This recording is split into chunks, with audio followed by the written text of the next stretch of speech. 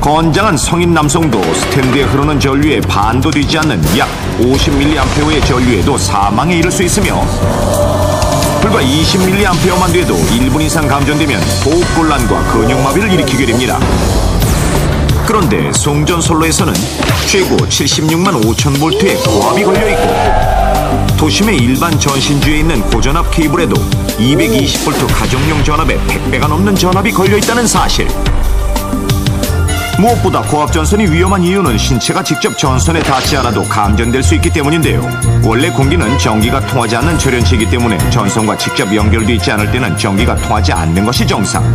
하지만 수십만 볼트에 달하는 낙뢰가 강력한 전압으로 공기의 절연 상태를 파괴해 지상까지 닿는 것처럼 23,000볼트의 강한 전압이 걸려있는 고압 전선도 전선 주변까지 전기가 통하는 일명 섬낙 현상이 일어나는 것입니다. 자, 그렇다면 실제로 고압 전선에 직접 닿지 않아도 전기가 통할까 실험을 통해 알아보겠습니다. 이것은 전기가 흐르지 않도록 설정해둔 고전압 케이블.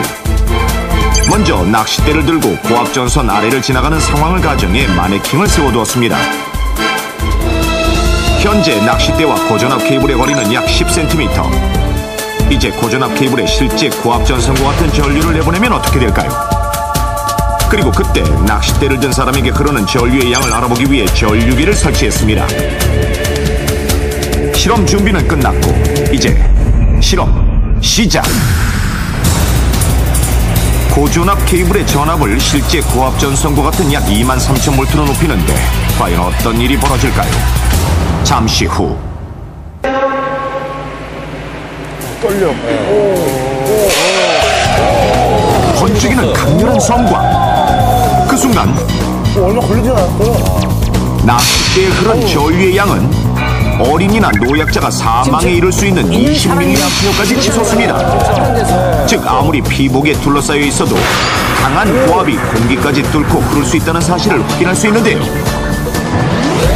자, 그렇다면 어린이가 알루미늄 야구 방망이를 가지고 고압 전선 아래를 지나가는 상황이라면 어떨까요? 이번에는 낚싯대보다 거리를 더 멀리해 야구 방망이와 고전압 케이블의 거리는 20cm. 그리고 다시 실제 고압 전선과 같은 약 23,000볼트로 전압을 올려보겠습니다. 전선과는 무려 20cm나 떨어져 있는 야구 방망이. 이번에도 과연 전기가 통할까요? 알루미늄 배터리.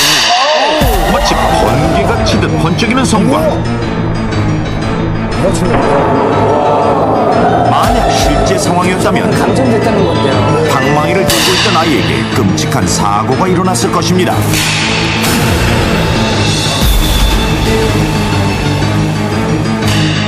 이렇듯 닿지 않고 가까이 가는 것만으로도 위험한 고압산.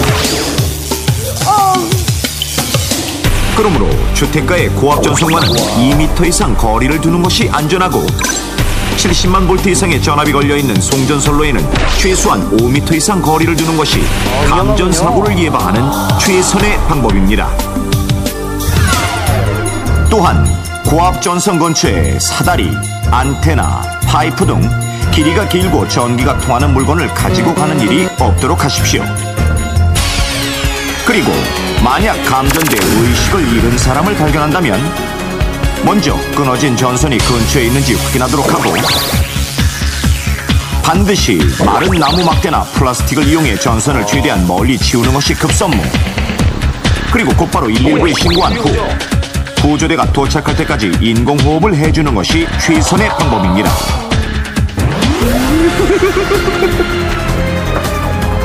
값비싼 고리를 손쉽게 구할 수 있다는 착각에 무모하게도 약 23,000볼트의 전압이 걸려있는 고압선을 자르려고 한 헤이식.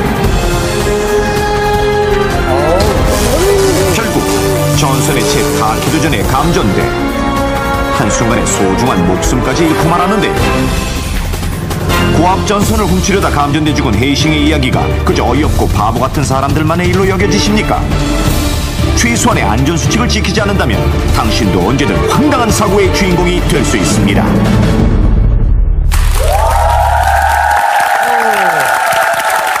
깜짝 놀랐어요, 그죠? 근처만 가도 저런지.